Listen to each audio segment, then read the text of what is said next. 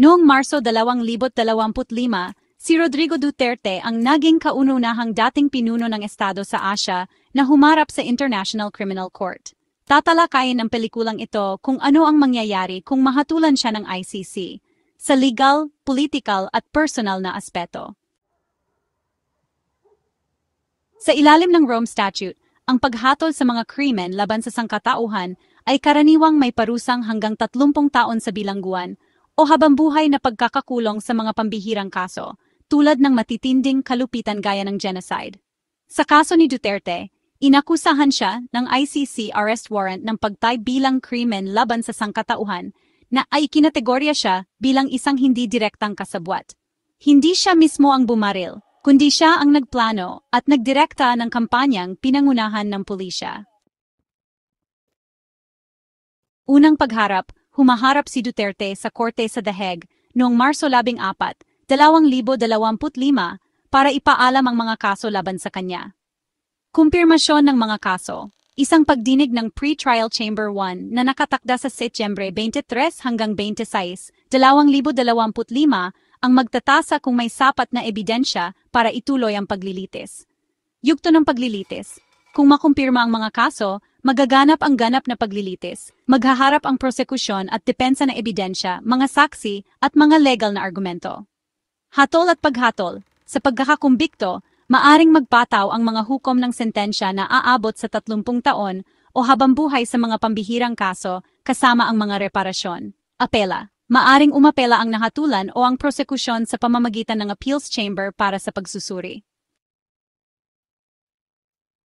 Ang ICC ay walang tradisyonal na bilangguan. Ang mga detenido ay inilalagay sa pansamantalang pasilidad nito sa Scheveningen, The Hague. Kasama rito ang isang pribadong selda na may desk at kama, pangangalagang medikal, mga silid para sa legal na pagpupulong, access sa mga materyales ng kaso at pagbisita.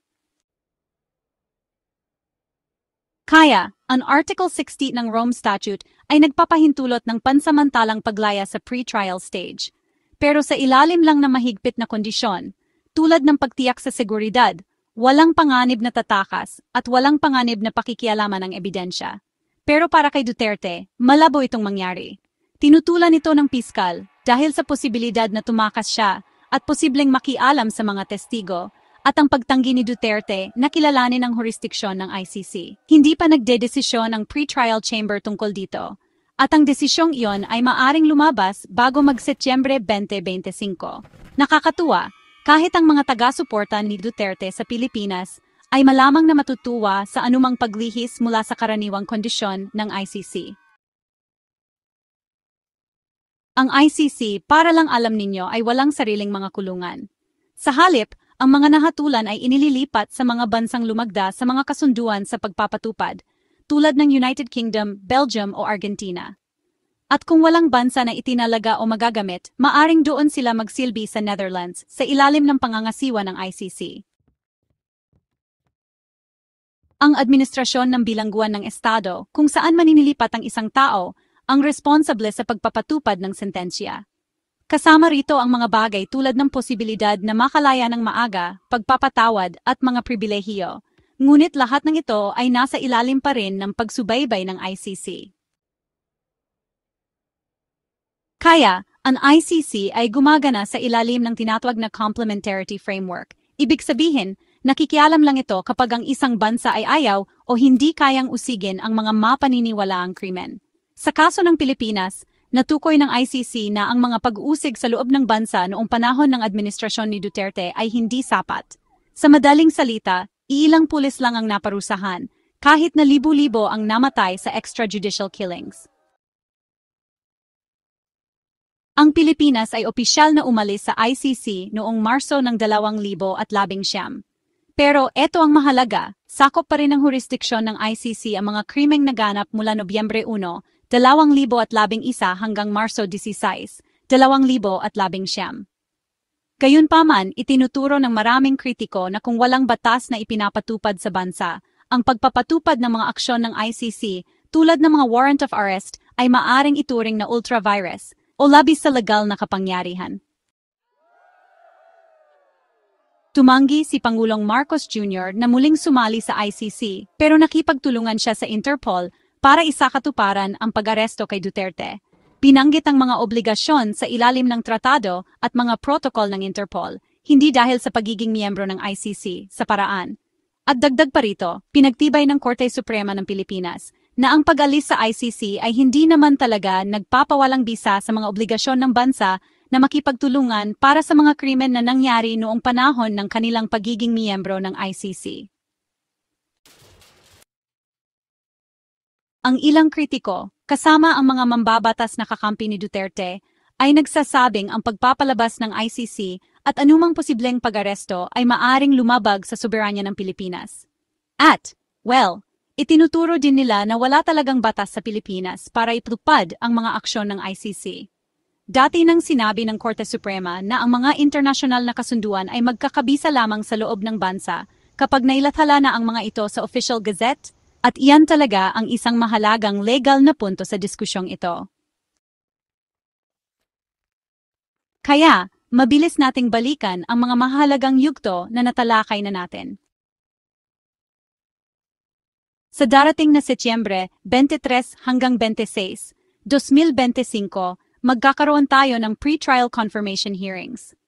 Napakahalaga nito dahil dito malalaman kung itutuloy ang kaso o ibabasura. Mayroon ding desisyon sa pansamantalang paglaya na kadalasan ay nangyayari bago ang confirmation hearing.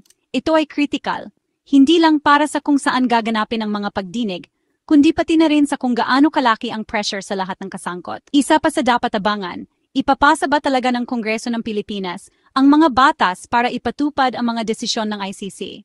At alam mo, maaring makialam din kaya ang Korte Suprema sa isang punto. Sa loob ng bansa, dapat nating asahan ang pagtutol, malamang na magprotesta at maghain ng legal na hamon ang mga loyalista ni Duterte, habang ang Administrasyong Marcos ay nagsisikap na balansehin ang sitwasyon.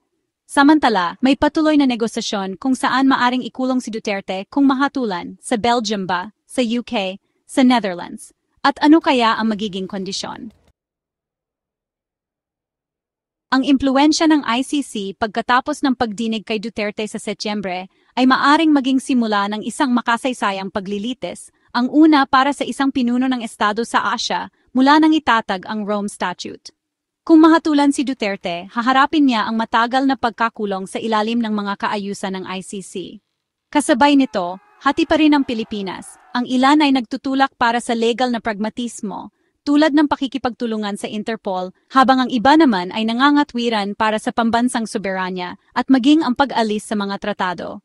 Ang patuloy na paghila-hila na ito sa pagitan ng ICC, batas ng Pilipinas, at ng gobyerno ni Marcos ang siyang magdedesisyon kung ang kaso ni Duterte magiging bagong pamantayan para sa pananagutan at pandaigdigang hustisya.